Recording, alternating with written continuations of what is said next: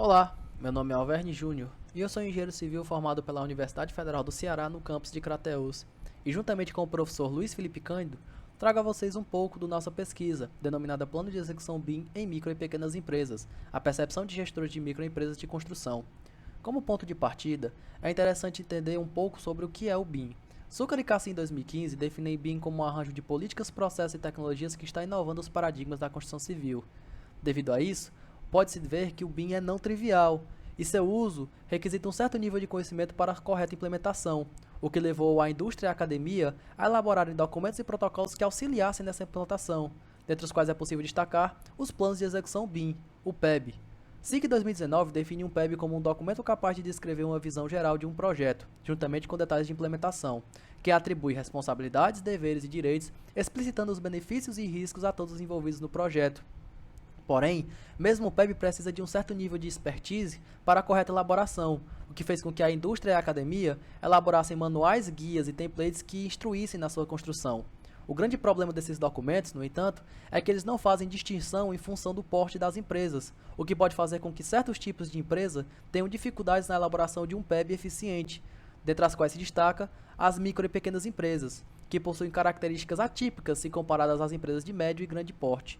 Logo, essa pesquisa se justifica devido ao estudo de planos de execução BIM no porte de micro e pequenas empresas da construção civil. A primeira etapa dessa pesquisa se deu por meio de um estudo da literatura, onde se dá o referencial teórico. Nesse referencial teórico foram estudados os temas de BIM, onde foi avaliada as definições, usos e características, planos de execução BIM, onde foram estudados os documentos e templates que norteiam sua construção, definições, vantagens e desvantagens, e micro e pequenas empresas, onde foram entendidas melhores as características desse porte de empresas e a aplicação de BIM nelas, bem como as leis que as norteiam. Após essa etapa, foi conduzido um estudo de caso com 3 empresas do porte de micro e pequenas empresas de construção no estado do Ceará. Logo de cara é possível notar que essas empresas em questão possuíam certas similaridades com relação ao nicho, porte e tipo de clientes. Mas também foi possível notar que essas empresas possuíam certas discrepâncias com relação ao tempo de vida e também com relação à praça de atuação. Em primeira instância, foi possível notar que todas as empresas sabiam que eram planos de execução BIM e entendiam sua importância, porém nenhuma das empresas na data das entrevistas fez uso de planos de execução BIM até o momento.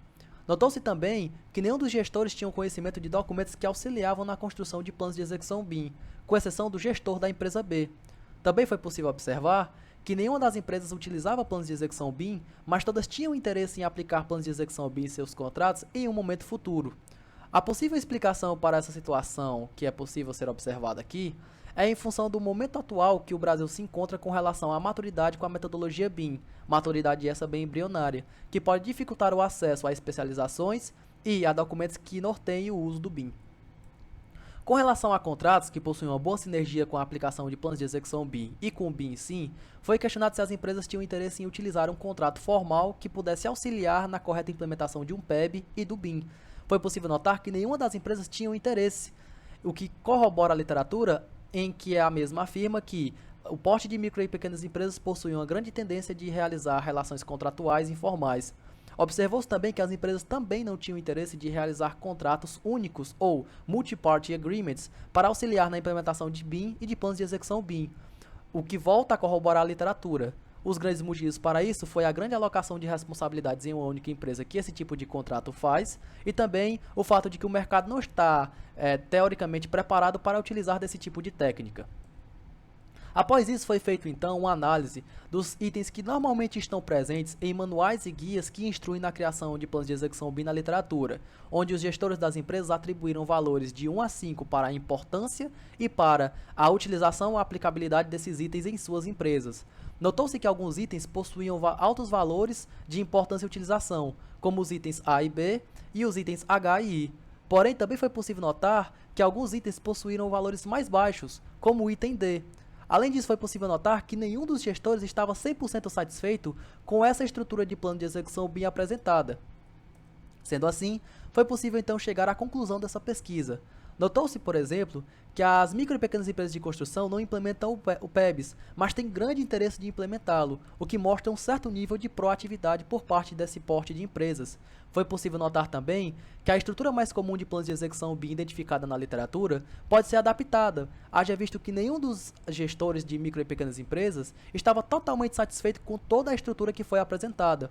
Por último, foi possível notar por parte das respostas fornecidas, que as empresas não estavam 100% satisfeitas com a forma como seus clientes se relacionavam, e eles poderiam ter até, de certa forma, um impacto negativo nos empreendimentos que visavam a aplicação do BIM.